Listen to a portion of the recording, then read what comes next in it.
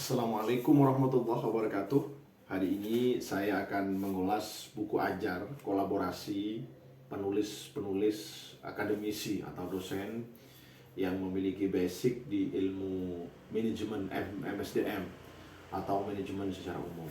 Ini saya akan membedah tentang buku ajar pengantar manajemen. Salah satu isi dari buku ini adalah tulisan saya, di mana ini merupakan kumpulan tulisan-tulisan para dosen yang ada di beberapa perguruan tinggi yang ada di Indonesia. Kolaborasi ini penting dalam rangka saling menguatkan terhadap basis data buku ajar serta pengalaman-pengalaman yang sudah dijalani oleh masing-masing dosen. Nah, di dalam buku ajar pengantar manajemen ini ada beberapa penulis yang kemudian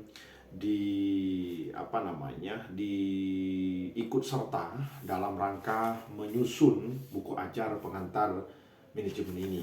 Di antaranya ialah Dr. DRA Nidesa Madi Santi Diryati, kemudian Iwayan Adi Pratama, Reni Lubis, Marlina, saya sendiri Ahmad Fawaid, Dr. Sahmin Naholo, Leni Cahyani, Dr.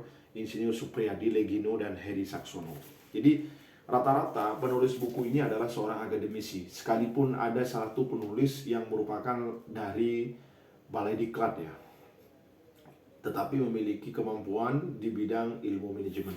Nah, di dalam buku pengantar manajemen ini ada beberapa tema dan subtema yang ditulis oleh teman-teman akademisi. Salah satunya di dalam pengantar manajemen ini akan diurai tentang konsep dan fungsi manajemen, sejarah perkembangan manajemen, fungsi perencanaan dan pengambilan keputusan, perencanaan dan pengambilan keputusan, fungsi pengorganisasian dalam manajemen perusahaan, kemudian proses manajemen kepemimpinan, komunikasi dalam organisasi, kemudian aspek organisasi dalam manajemen, dan faktor individu dalam organisasi. Dari uraian yang saya sampaikan tadi, saya akan sedikit mengulas tentang materi ini yang ditulis oleh saya sendiri tentunya, di mana judulnya ialah proses manajemen di sini disebut dalam tulisan saya fungsi organisasi dalam manajemen perusahaan. Jadi fungsi organisasi dalam manajemen perusahaan. Di dalam bab 5 ini saya ingin menguraikan tentang apa sih sebenarnya fungsi organisasi dalam manajemen perusahaan. Karena penting ini dilakukan oleh perusahaan-perusahaan agar bagaimana antara roda manajemen dan roda organisasi ini bisa sama-sama saling beriringan. Karena pada demikian, kalau perusahaan itu hanya memiliki modal besar, modal banyak, tapi tidak dimanage dengan baik, tapi tidak ada orang yang mengelolanya dengan baik, maka itu tidak akan maksimal. Sehingga ini sangat erat hubungannya manajemen organisasi dengan perusahaan. Di dalam bab 5 ini, di awal tulisan saya menguraikan tentang organisasi. Bagaimana dalam tulisan ini saya detail menyampaikan bahwa manusia ini membutuhkan kerjasama antar sesama. Tenaga kita ini sangat sedikit sekali. Saya merumpamakan dalam tulisan ini sama halnya dengan kita membangun rumah. Dimana kalau membangun rumah itu hanya dilakukan oleh seorang diri, ini tidak akan maksimal. Bisa terencana, bisa terlaksana, tetapi tidak akan maksimal apabila kemudian hanya dikerjakan oleh seorang diri.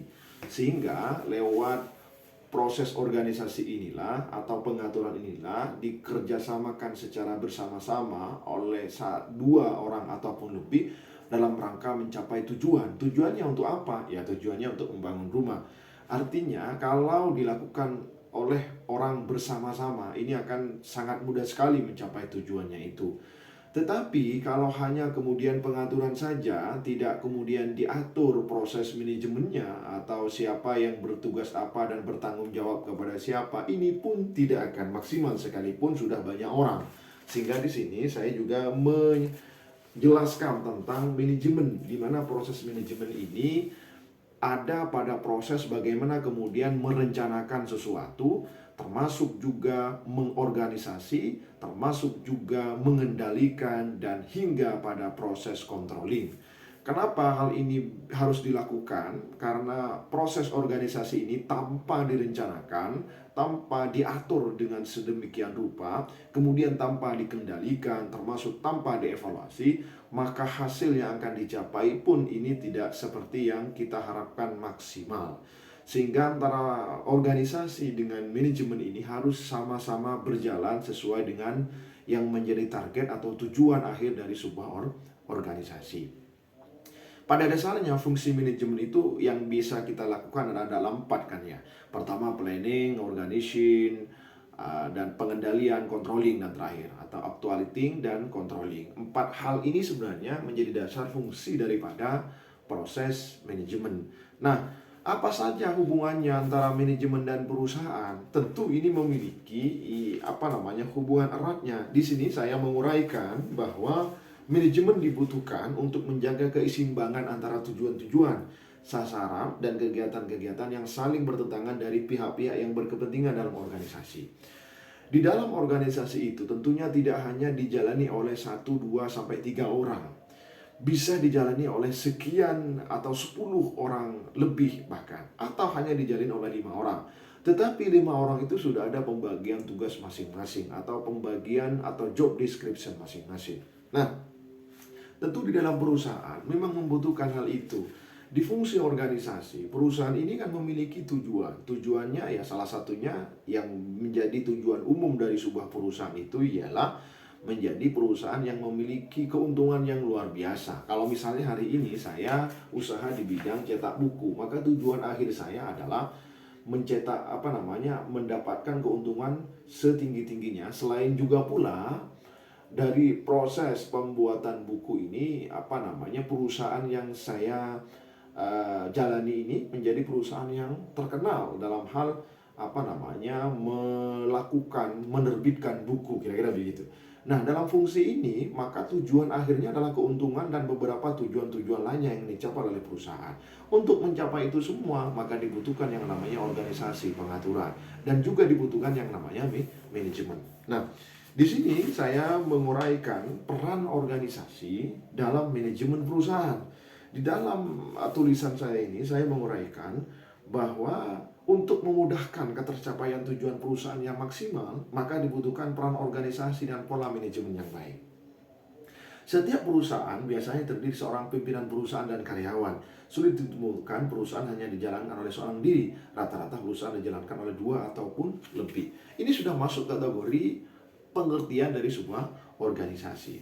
Nah, di sini disebutkan juga bahwa dalam tulisan ini untuk agar organisasi atau agar perusahaan itu berjalan dengan efektif dan efisien, maka dibutuhkan yang namanya manajemen. Disitulah fungsi manajemen, ada proses planning, ada proses organizing, ada proses directing, ada proses controlling. Semua itu berjalan sesuai dengan yang diinginkan oleh perusahaan. Artinya kalau misalnya ada konsultannya, saya tidak yakin juga sekalipun perusahaan itu sudah ada konsultannya tanpa melibatkan 2-3 orang ataupun lebih untuk mencapai tujuannya. Karena seperti yang saya bayangkan tadi, menganalogikan bagaimana kemudian apabila kita membangun rumah, tetapi rumah itu hanya dikerjakan oleh 1 orang saja, bisa berdiri juga tapi tidak akan maksimal. Ya sama dengan sebuah organisasi. Organisasi ini membutuhkan pelibatan orang-orang untuk mengerjakan.